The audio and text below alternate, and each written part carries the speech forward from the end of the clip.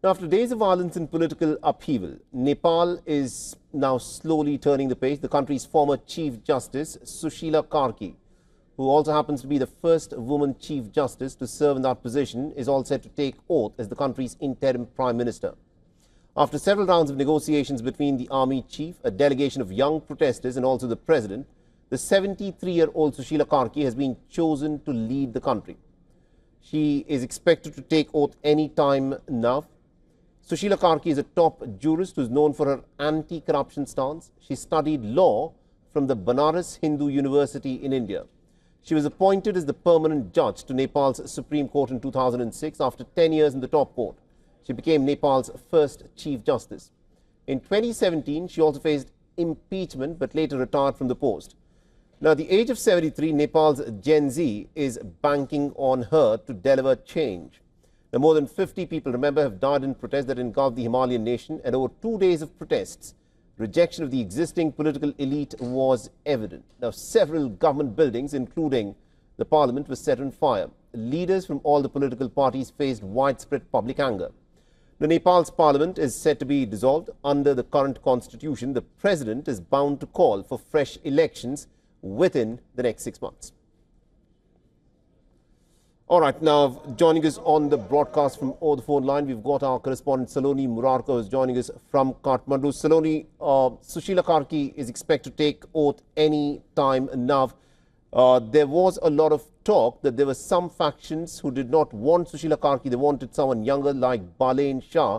So does Sushila Karki at this moment enjoy the support of a majority of the protesters who are out on the streets, or are there groups that are opposed to her?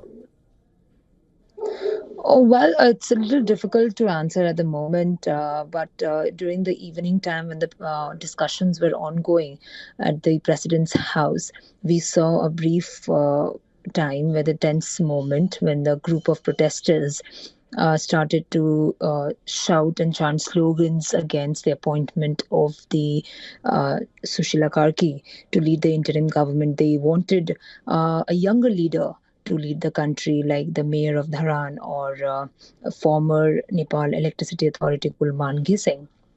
However, we'll have to see how this situation pans out tomorrow. And the security is on high alert. Additional army have been deployed around the Shital Niwas, that's the president's house.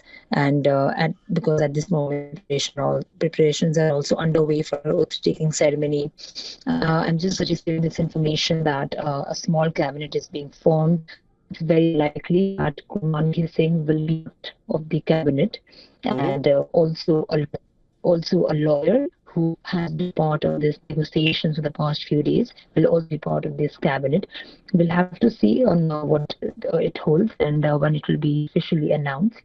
But she will be the first woman to serve as Nepal's Chief Justice. However, she faces challenges, and many of the leaders have also welcomed this and have said that it will quite get difficult for her to go hand in hand with these, but I think they'll be able to, reach a consensus as well. But she does face announcing the fresh elections and also coordinating with the political parties, and political parties may not have expressed a decision of solving the parliament. Indeed. Thank you very much, Saloni Murarka, for joining us with all those updates. We'll, of course, come back to you as this story continues to develop in Kathmandu.